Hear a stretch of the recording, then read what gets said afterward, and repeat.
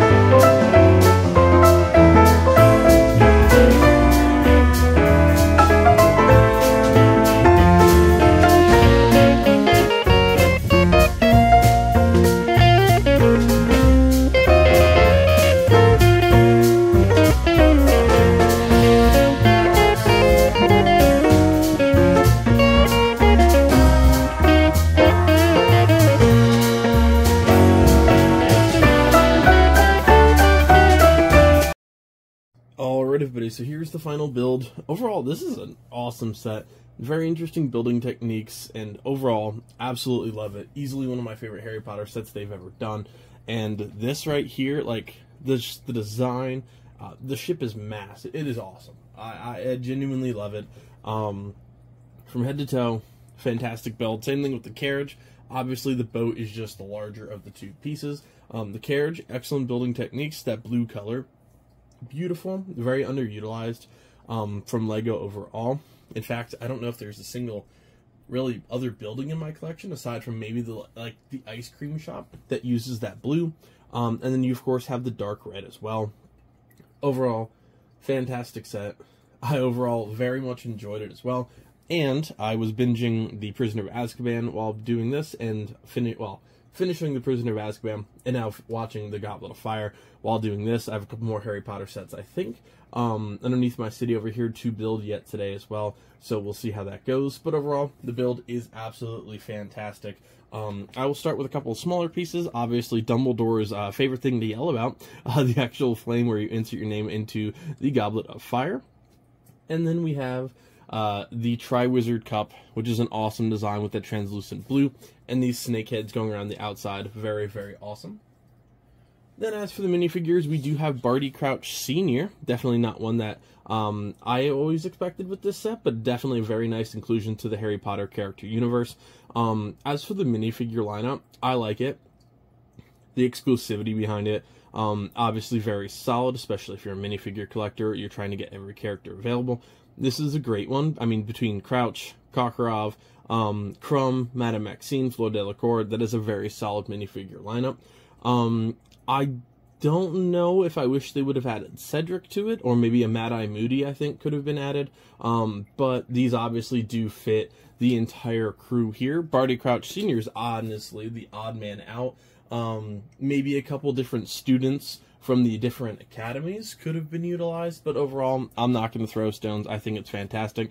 But Barty Crouch Sr. sports his little boulder hat here and his pinstripe suit, along with his iconic mustache and that just very unhappy to be here facial expression. You know what would have been a cool one? Maybe Barty Crouch Jr. as himself instead of Mad-Eye Moody. I think that maybe could have been a really cool one, because I don't think he exists to this point. Then we, of course, have the leader of Durmstrad, Igor Karkaroff, complete with his gold walking stick here. A very nice piece of torso print, and he does have a little hole in his hair for an extension. I didn't know that was in all of them. I don't know if that was utilized for like a queen or a princess in the past, or what it was, but very funny that that's still included here, in case you want to include something for him. But overall, very nice torso print here and a very nice looking minifigure as well. Then we move to the other Academy head, Madame Maxime. Instead of sporting her typical large dress base, she is featuring legs this time. So very different compared to the previous model. I can see her kind of sitting up there. I forget which set she was a part of. It was, I think, the Clock Tower set. Yes, I believe it was the Clock Tower set where she was in a completely white dress. Here, she's obviously in her arrival gear. Very interesting torso print, very interesting figure, and of course those legs are just slightly longer than the average, and you compare them to the normal. So, very cool minifigure. Then we move on to Fleur Delacour. Very cool hat, and we're utilizing that one hat and blonde hair piece, similar to a lot of the newer sets. And then, of course, the double facial expression as well. The Academy dress, beautiful. You have that really light blue, great torso print, and then of course for the shoes, the dark blue at the bottom. So great minifigure as well. Then we move on to the world's greatest seeker. Yeah, it's the world's greatest seeker. We have Victor Crumb. I would love to utilize this outfit somewhere else, either in like a Viking display or something similar to it. I think that would make a really good costume, just given that it's very warm weather. You have the fur coat expanding onto the legs, some shoe print on the bottom, that fur piece going around the outside, and some wrinkles in the back side of things. So very, very nice in terms of the minifigure selections. They definitely did a very solid job with design. Again, maybe one or two extras for that $150 price tag or $140 price tag. But overall, I'm not going to throw stones. I think it's a great lineup. And compared to a lot of the minifigure lineups we get sometimes with stuff like Star Wars, this is a really good crew, I think. Now, we move on to the first piece, which is going to be the carriage. And again, so there's one thing that's going to be different here. I actually was missing one of the cone pieces for in here, so I actually had to take that off the top. I'll have to order another one, but it wasn't as important for me to just have a little decorative piece compared to actually securing part of the ship. So you know, you got to make do. We of course have the flying horse, these gold wheels, and you can pop off the top of this if you want to look inside. Now, it's not perfect because the doors are extremely flimsy. I think that is my only problem with the actual design of this. The doors really don't sit on, and it makes it relatively difficult to actually do anything with. But most likely, I'm going to be putting Madame Maxine inside the carriage like she's flying in, and then possibly Fleur Delacour on the outside. Again, one of my goals. And there goes the roof piece that wouldn't come off by itself. Oh, there goes this review, guys.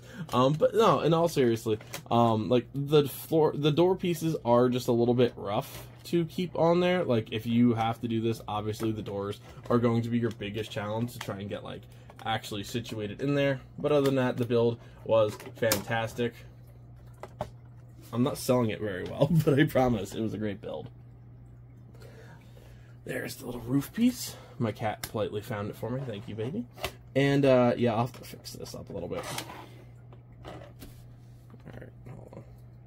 Overall, the carriage was a solid build. However, it is extremely fragile, especially with these door pieces. For some reason, they don't lock in very well at all. So when you're actually trying to move or take out minifigures, take off that top piece, if you rip off this little bracket, this thing is an absolute pain to try and put back together. Hence the reason there's going to be an odd gap in this recording, because I did just wallop it when I was doing this. So overall, a very cool build.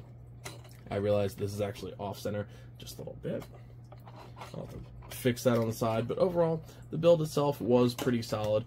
For the carriage, again, the coloration is very nice. I love the gold trim with that light blue, and then we do have Madame Maxine sitting in there, and then of course the flying horse is completely whited out with silver wings. It does include a little 1x2 white brick to put in here in case you want to use the horse for something else.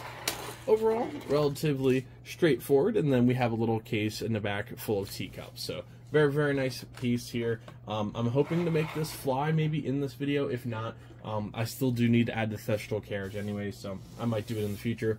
Not 100% sure yet. We're going to see how it goes with the pieces that I have, but if not, straight review, I'll put this in the little Hogwarts lineup, and then that's going to be it.